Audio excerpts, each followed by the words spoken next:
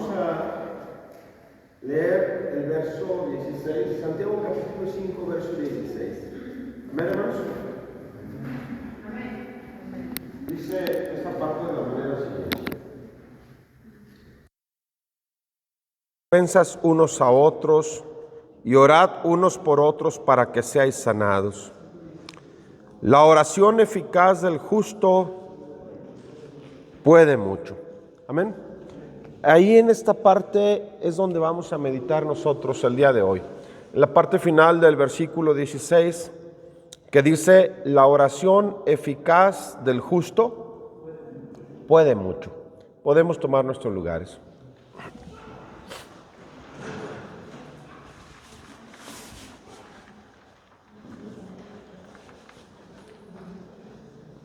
Dice esta parte de la Escritura que la oración eficaz del justo puede mucho.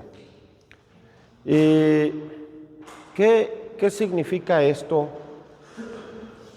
¿En qué resulta eficaz la oración? Porque habrá ocasiones en que nosotros pudiéramos decir lo que dice Isaías capítulo 58. Vamos a darle lectura, hermanos.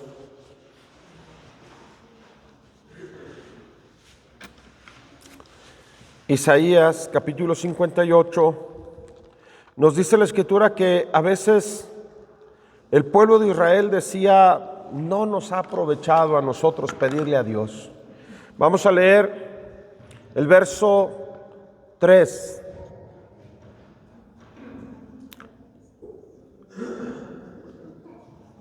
¿Por qué dicen, ayunamos y no hiciste caso? Humillamos nuestras almas y no te diste por entendido. He aquí que en el día de vuestro ayuno buscáis vuestro propio gusto y oprimís a todos vuestros trabajadores. ¿Sí dice así, hermanos? Entonces, dice la Escritura que el pueblo de Israel en ocasiones decía, mira, ¿por qué ayunamos y simplemente no hiciste caso? ¿Por qué humillamos nuestros rostros y te hiciste desentendido? Bueno, con toda seguridad que estas oraciones no eran eficaces. El pueblo de Israel realmente oraba, pero de una manera muy inútil. Vamos a leer el verso 4 de ahí mismo de Isaías capítulo 58. Amén, hermanos. Dice, he aquí, ¿para qué, hermanos? Para contiendas y debates, ayunáis, y para herir con el puño, inicuamente. No ayunéis como hoy, para que vuestra voz, ¿qué, hermanos? Sea oída en lo alto. Dice la Escritura que el pueblo de Israel normalmente ayunaba cuando iba a pelear para contender.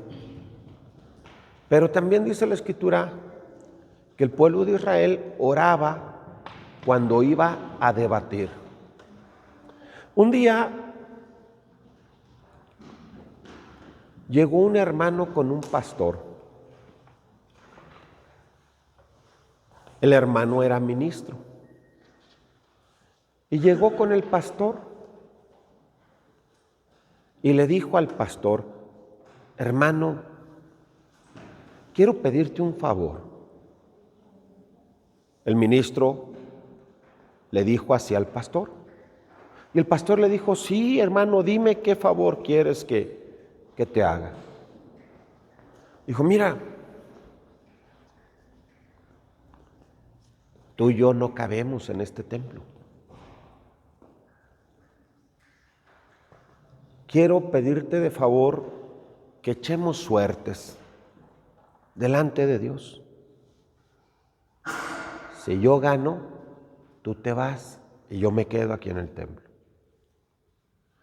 Si yo pierdo, yo me voy y tú te quedas aquí en el templo. Pero si yo gano, te vas tú y se va toda tu familia. Y si yo pierdo, me voy yo con toda mi familia. Y todavía le dijo un poco más.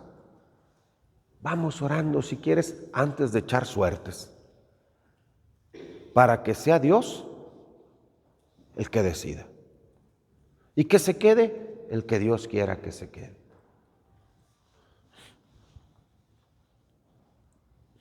Efectivamente se pusieron a orar. ¿Qué creen que esperaba el ministro? ¿Qué creen que esperaba el ministro? ¿Cómo? Sí, pero cuando se puso a orar, ¿qué esperaba?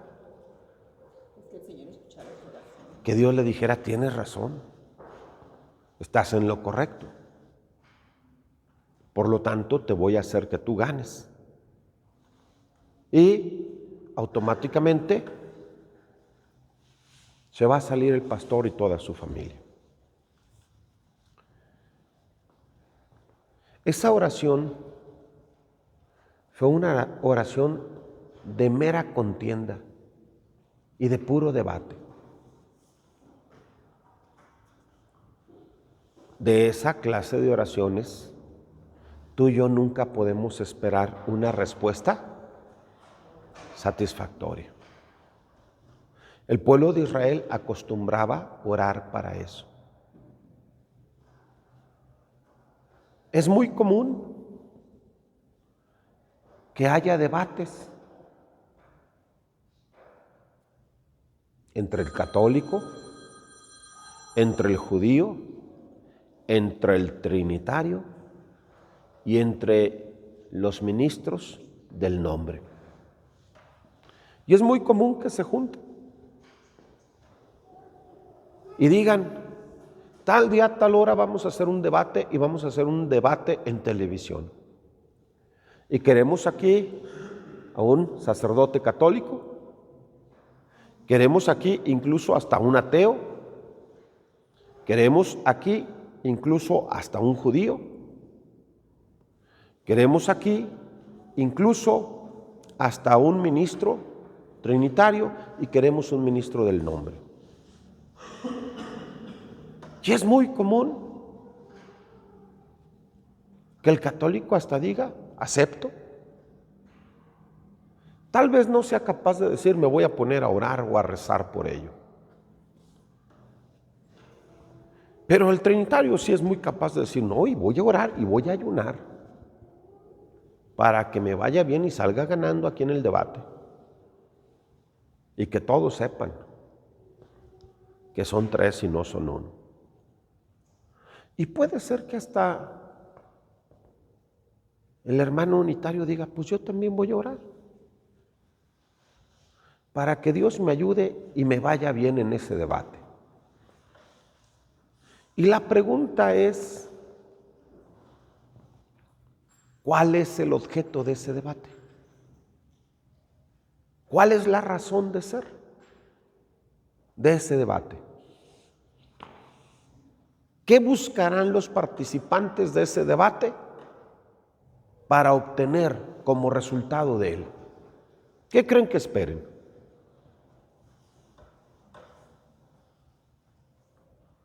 ¿Qué creen que esperen? ¿Cómo? Ver quién tiene la razón. ¿Qué esperará el sacerdote católico? ¿Cómo?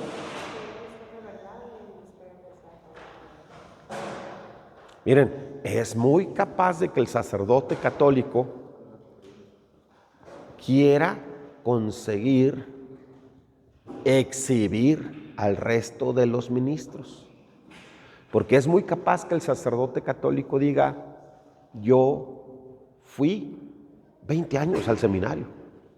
Primero fui seminarista y luego tuve que vivir en un monasterio, tantos años de reclusión, de austeridad, y luego después tuve que ser ordenado directamente por el Papa en Roma. Estudié teología, estudié historia, estudié hebreo, estudié latín, y no soy un ignorante como esos ministros cristianos. Él puede tener esa mentalidad y es muy común, porque sí les gusta decir que los ministros cristianos son gente inculta, sin preparación, gente común y del vulgo, gente ignorante. Y el judío también tiene ese sentir. Al judío también le gusta obtener reconocimiento y fama. Dice la Escritura en Mateo capítulo 23 que los escribas y los fariseos tenían un gusto de ser vistos por todos. Tenían mucho gusto de que les dijeran rabí, rabí, maestro. Oraban para ser tenidos como hombres justos y piadosos.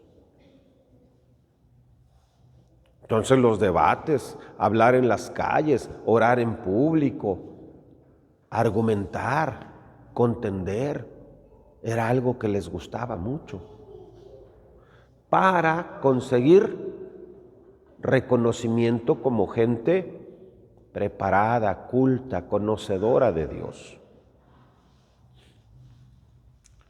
El ministro trinitario es muy osado. Hay veces que hacen las cosas sin pensarlas, simplemente porque se les hace. Es que sería muy bonito que se den cuenta que Cristo es poderoso y que hay tres y no uno. Es muy ocurrente, es de una forma de pensar muy superficial, nada profunda, nada conocedora. Y un ministro del nombre puede ser que ande ahí porque también anda perdido, porque también lo enredaron con deseos de fama. Puede ser que también esté ahí en ese debate con deseo simplemente de dar a saber que tiene conocimiento o que la Escritura sí habla de un Dios único y no de tres. Puede ser que él diga, bueno, yo quiero que conozcan que Jesús y Dios son uno solo. Yo quiero que conozcan que Jesús es Dios y no hay otro. Los judíos acostumbraban orar para debatir y para contender. Pablo llegó a contender con filósofos de su tiempo, con los epicúreos, con los estoicos. Pablo contendía incluso con los atenienses, gente que quería conocer sabiduría y oír de nuevos dioses. Pero la oración tiene un solo propósito. Para ser eficaz, la oración tiene un solo propósito. ¿Sabe? Vamos a leer en Primera de Reyes.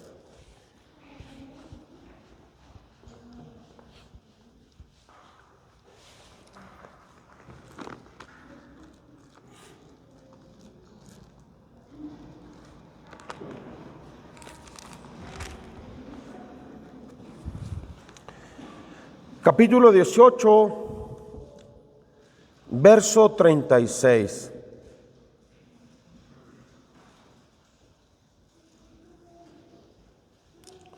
Y 37. Primera de Reyes, capítulo 18, verso 36 y verso 37. Amén, hermanos.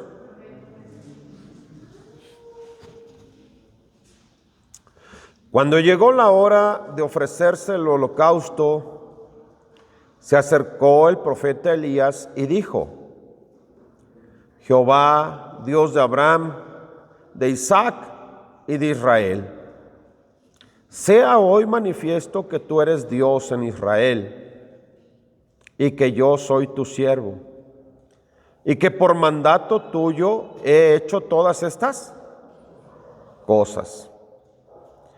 Respóndeme, Jehová, respóndeme. ¿Para qué quieres que te responda?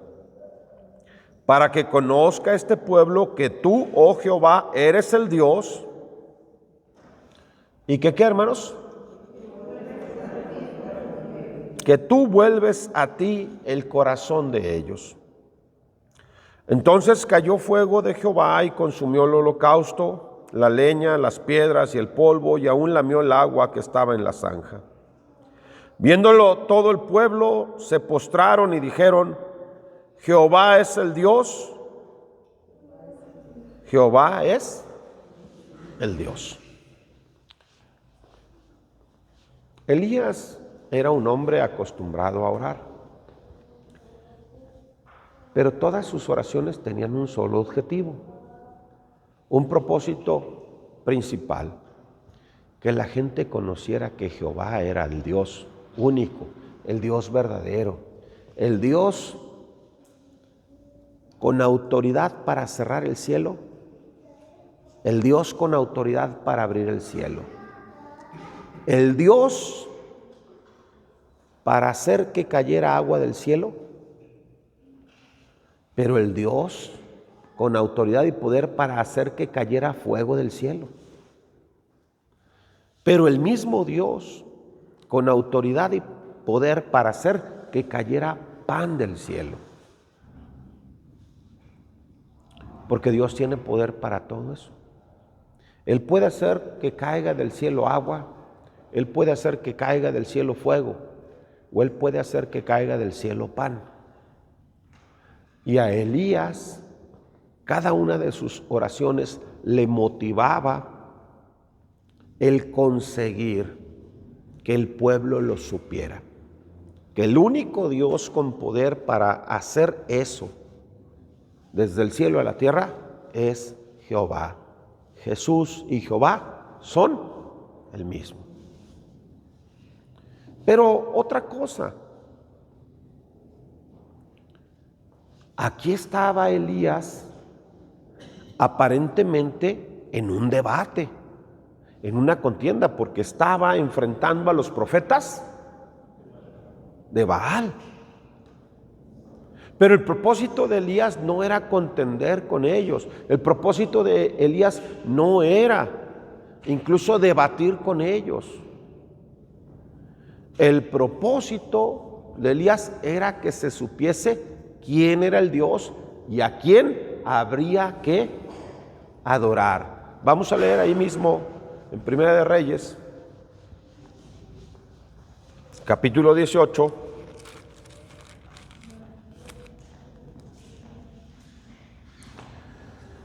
Verso 21. ¿Lo tenemos, hermanos? Primera de Reyes, capítulo 18, verso 21, dice así: Y acercándose Elías a todo el pueblo, dijo: ¿Hasta cuándo claudicaréis vosotros entre dos pensamientos? Si Jehová es Dios, seguidle. Y si Baal, id en pos de él. ¿Y el pueblo qué, hermanos? No respondió palabras.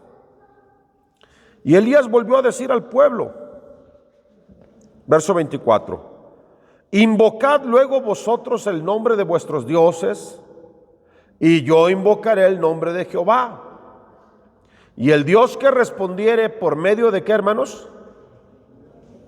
De fuego, ese sea Dios. Y todo el pueblo respondió diciendo, ¿qué, hermanos? Bien dicho. Entonces las oraciones de Elías, aunque parecía que estaba en medio de un debate con una nación idólatra, con un pueblo incluso, ¿verdad?, de una fe diferente a la de Elías. Sin embargo, la oración de Elías no era tener fama, darles a saber que él conocía más de la Biblia. La oración de Elías tenía un solo propósito. Tenía el propósito de que el corazón del pueblo idólatra se volviera al único Dios verdadero. El único propósito de la oración de Elías era que el pueblo que caminaba siguiendo a los falsos dioses aprendiera a seguir al único Dios verdadero. Por eso Elías dijo: Dios mío, respóndeme, para que este pueblo sepa que tú eres Dios. Y respóndeme para que el corazón de este pueblo regrese a ti, camine siguiéndote a ti. ¿Sabes por qué tú y yo a veces caminamos en otra dirección? ¿Sabes por qué tú y yo caminamos para todas partes? Porque nuestro corazón está como el corazón de aquel pueblo de Israel. Está claudicando entre dos pensamientos. ¿Sabes?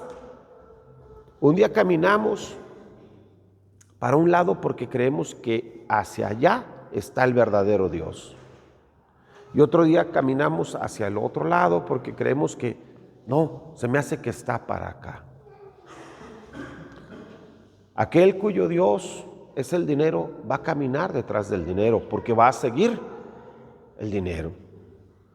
Aquel cuyo Dios es la sabiduría va a caminar como los griegos, buscando continuamente sabiduría.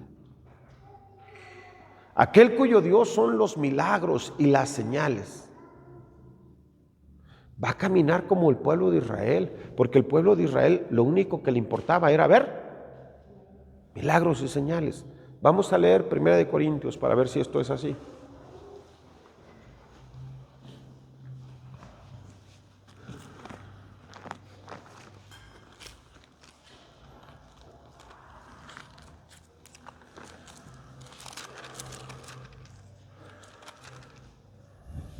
Capítulo 1, 1 Corintios capítulo 1,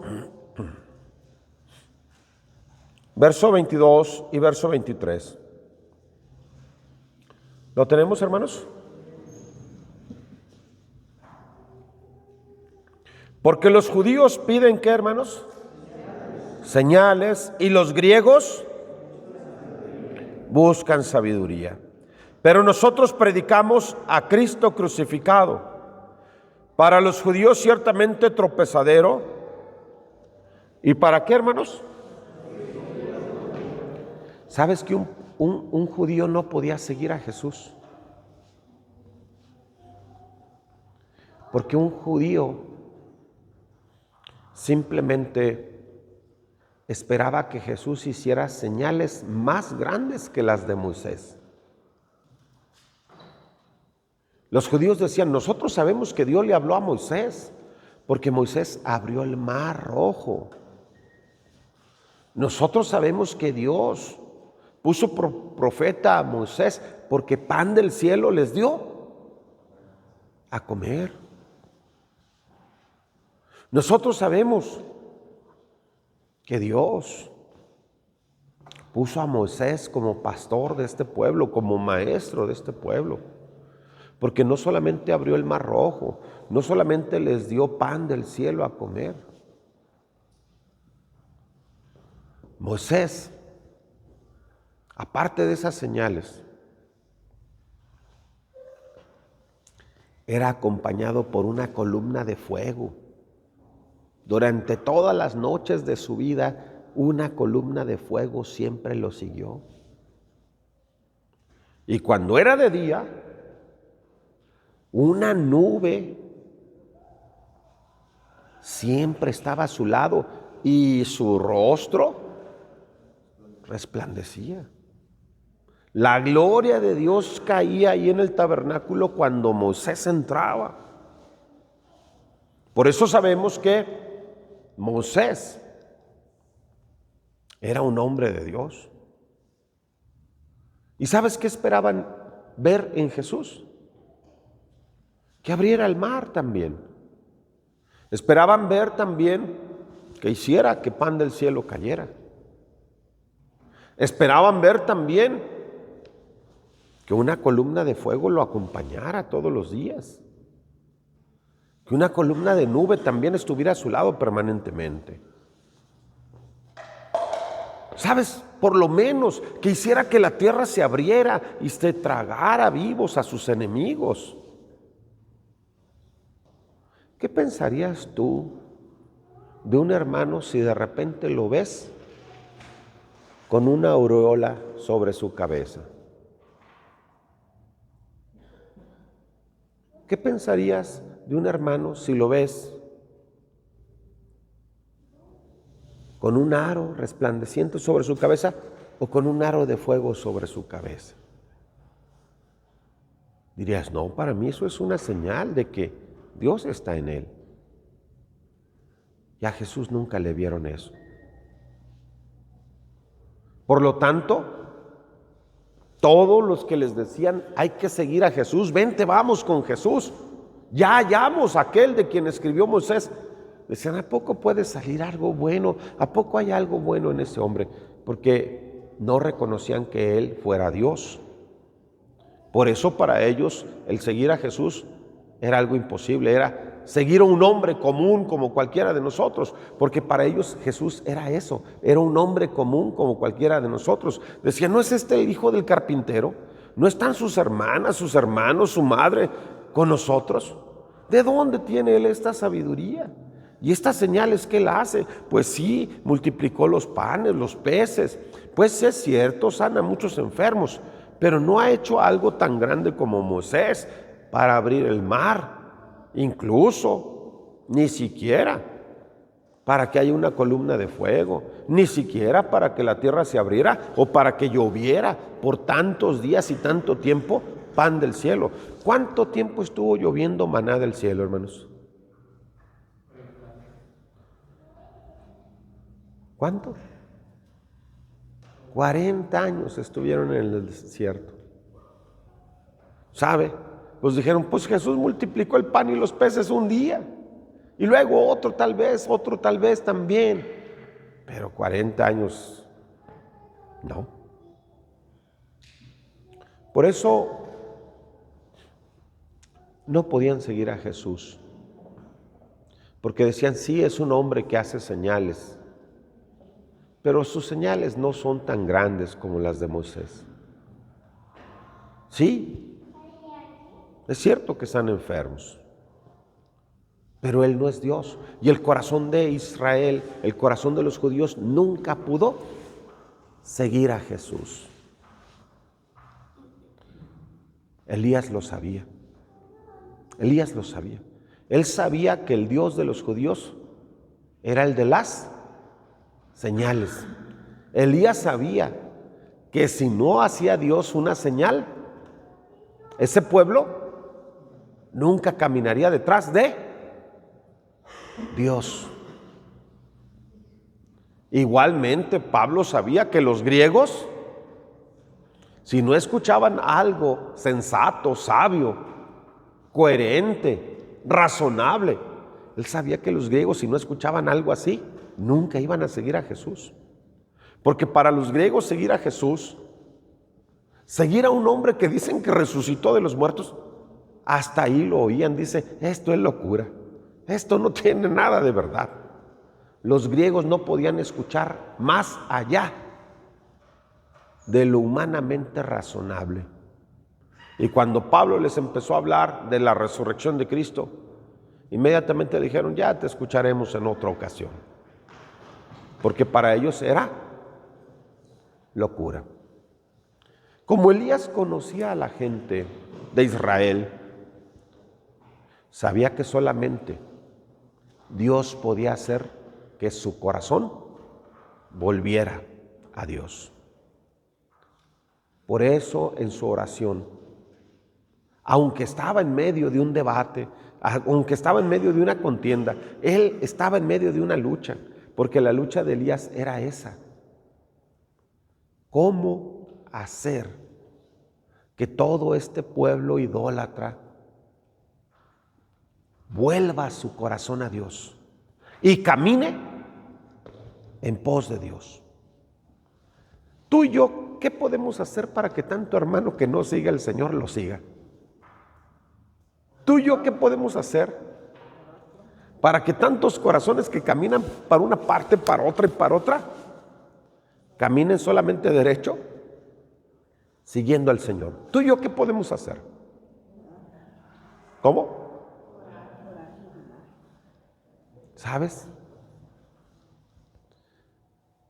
Tú y yo no le vamos a poder dar gusto a este, ni a aquel, ni a aquel. Muchos hermanos quieren señales. Y al venir a una iglesia, vienen buscando señales. E inmediatamente que no ven señales, ¿qué crees que piensan? ¿Qué crees que piensan? Aquí no está Dios. Muchos hermanos, ¿qué crees que están buscando? Que haya predicaciones razonables, bien trazadas. Argumento número 1, argumento número 2, argumento número 3, argumento número 4 y finalmente la conclusión. Y cuando ven que se para alguien y no argumenta número 1, número 2, número 3 y no saca conclusiones, ¿qué crees que dicen? Ahí no está Dios, son unos ignorantes. Ahí no está Dios. Otros entran y ¿qué crees que buscan?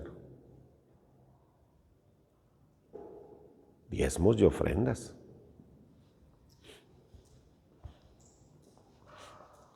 Y si hay muchos diezmos y muchas ofrendas, ¿qué creen que dirían? ¿Qué crees que dirían? No, hermano, ahí hay bendición. Ahí hay bendición. Ahí está el Señor. ¿No creen?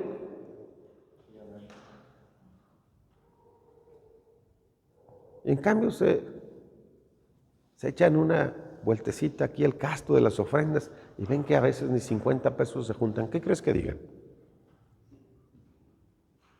Un día mi papá se quedó sin carro.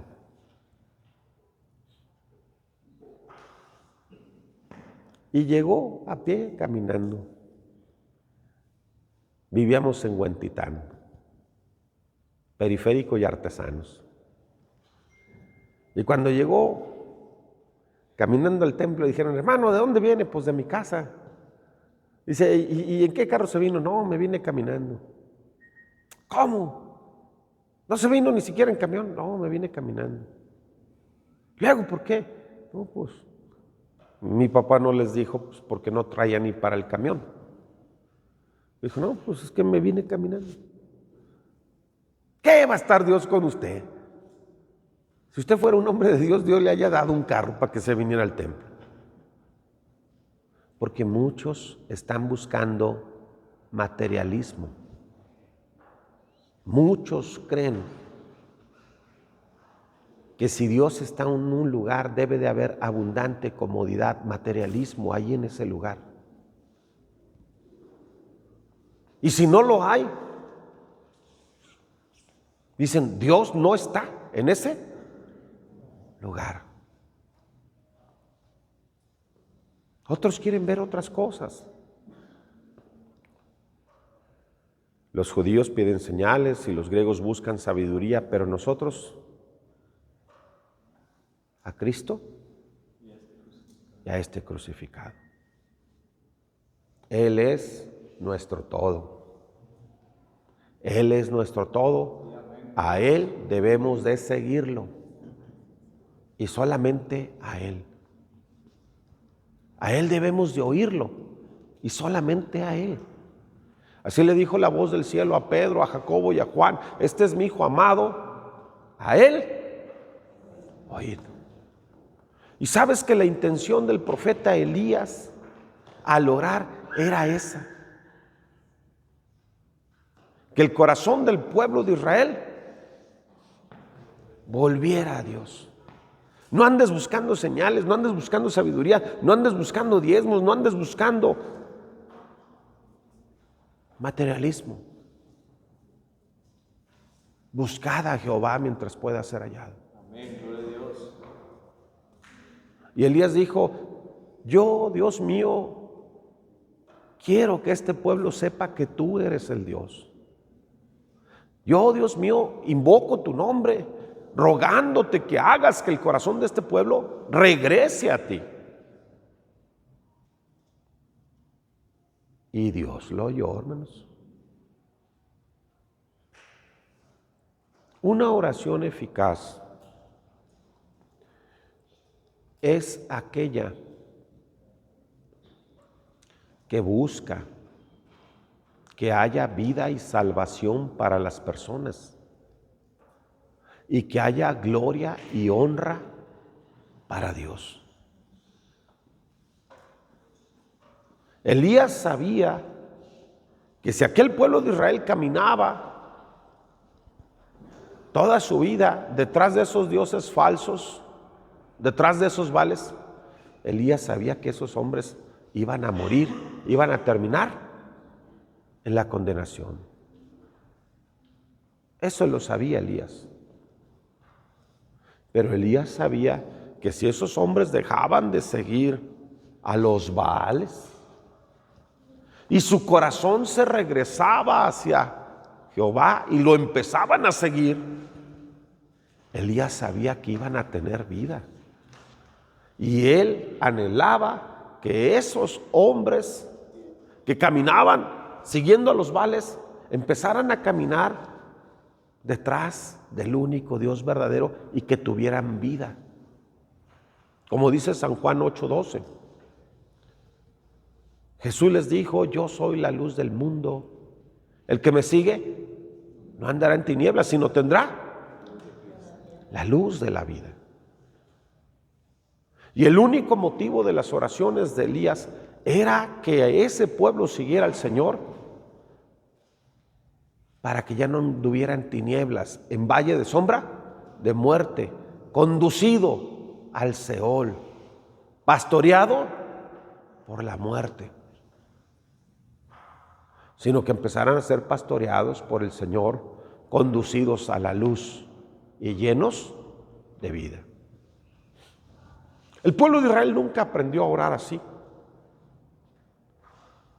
Ellos oraban pidiéndole al Señor que les concediera alcanzar a sus ídolos. Sí, fíjese bien en esto. Ellos oraban a Dios, Dios mío, concédeme obtener ese ídolo detrás del cual camino. ¿Por qué? Porque dice la Escritura que oraban para ser vistos por los hombres, para ganar reconocimiento. Vamos a leerlo en Mateo, para ver si esto es así.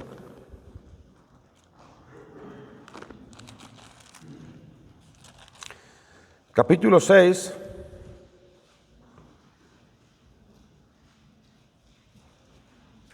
verso 5.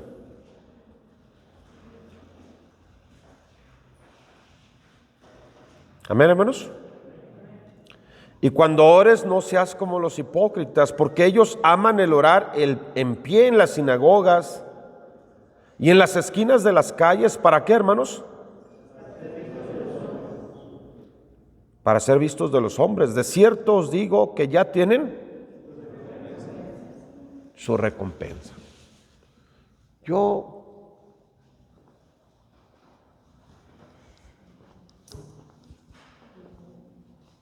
veo que aquellos escribas lo único que querían era el reconocimiento de que eran hombres piadosos. Pero realmente no les interesaba que por su oración alguien tuviera vida, alguien dejara de seguir a los dioses falsos para empezar a seguir al único Dios verdadero. La oración eficaz del justo puede mucho. Como Elías era un hombre creyente, era justo, y como su oración siempre buscaba que alguien regresara siguiendo al único Dios verdadero, Dios siempre le contestó. Salmo 2 lo dice así.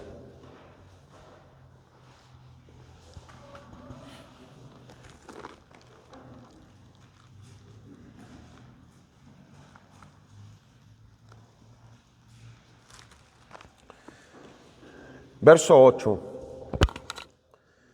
¿Lo tenemos, hermanos? Pídeme y te daré, ¿qué, hermanos? Por herencia a las naciones y como posesión tuya, ¿qué, hermanos? Los confines de la tierra. Pídeme que le dé vida. Pídeme que haga regresar un alma de su mal camino al camino de la vida. Pídemelo. Y aunque me pidas que haga esto a favor de naciones, yo te las daré.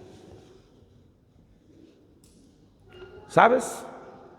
Tú y yo necesitamos pedir así. No para debatir, no para contender, no para ganar fama. Nuestras oraciones necesitan pedir sinceramente de que muchas vidas caminen en pos de Él, Señor. Porque todos buscan lo suyo, dice la Escritura, no lo que es de Dios. Porque todos a una se desviaron. Porque todos nosotros éramos como ovejas descarriadas, pero ahora habéis vuelto. Vamos a leer 1 Pedro 2:25. ¿Por qué es que una oveja descarriada vuelve? ¿Por qué es que una oveja descarriada vuelve, hermanos?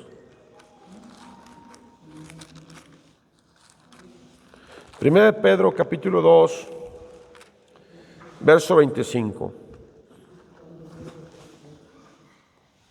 Porque vosotros erais como ovejas descarriadas, ¿pero qué, hermanos?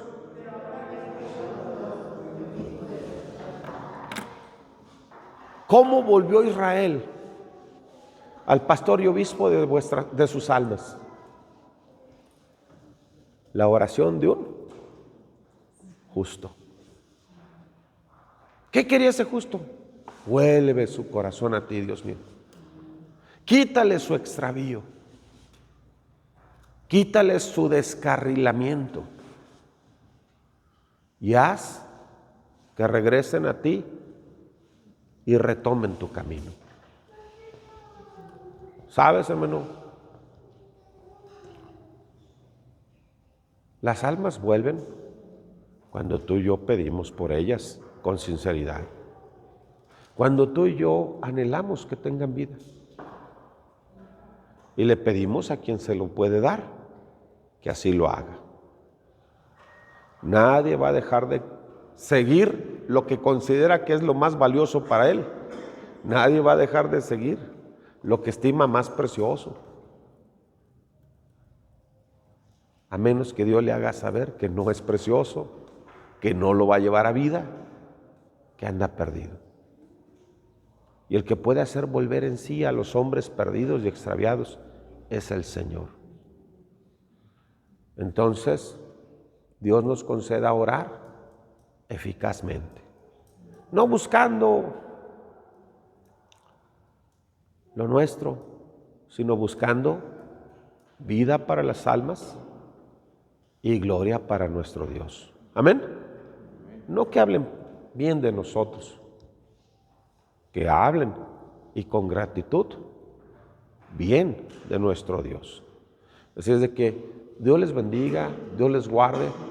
Esa oración de Elías fue muy eficaz, pudo mucho. Se convirtió en un solo día toda una nación. Amén. Toda una nación. ¿Alguna vez has pedido que alguien regrese? ¿Te ha escuchado Dios? ¿Te ha escuchado Dios? Entonces no dejes de hacerlo. Si alguna vez has pedido que alguien regrese y Dios te ha escuchado, agarra otra vida, pide por ella. Y dile: Dios mío, tú ya me escuchaste una vez y ahora te ruego que de nuevo me escuches. Haz que vuelva el corazón de mi hermano a ti y que sepa que tú eres el Dios. ¿Sabe, hermano? Es una bendición cuando tú y yo pedimos eficazmente, y es una bendición cuando tú y yo somos oídos y respondidos y Dios empieza a obrar en las vidas. ¿Sabes? Por mucho tiempo pudiéramos tú y yo decir: si soy hermano, ¿qué debo pedir? Y si soy pastor o si soy ministro, ¿qué debo pedir? Pídele a Dios que le dé vida a las almas que tienes a tu lado. Pídele a Dios que caminen siguiéndolo a Él las gentes que conoces y que están a tu lado. Y que los que no quieren, quieran. Y que los que no saben, tú les enseñes. Y que los que no pueden, tú les ayudes. Amén. Porque hay quien tal vez sepa, pero no pueda. Hay quien ni sabe ni puede. Pero Dios le ayuda al que no puede y le enseña al que no sabe. Y hay quien ni siquiera quiera. Pero Él produce el querer y el hacer por su buena voluntad. Una vez me arrimé a mi hermano Moy ahí en la cofradía, le dije: vente, hermano, vamos al culto. Andaba bien entretenido haciendo reparar una motocicleta. No me hizo caso. Bueno, pero gracias a Dios que Él hizo que quisiera luego. Amén. Es una bendición, es algo maravilloso que un corazón que no quiere, después quiera, hermanos. Amén. Es algo grandioso que alguien que no puede, después sí pueda. ¿Saben? Un día Pedro quería seguir al Señor, pero no podía. Le dijo: Señor, ¿por qué no te puedo seguir ahora? Dijo: ahorita no puedes, pero después vas a poder, te voy a ayudar. Y después sí pudo. Amén. Es una bendición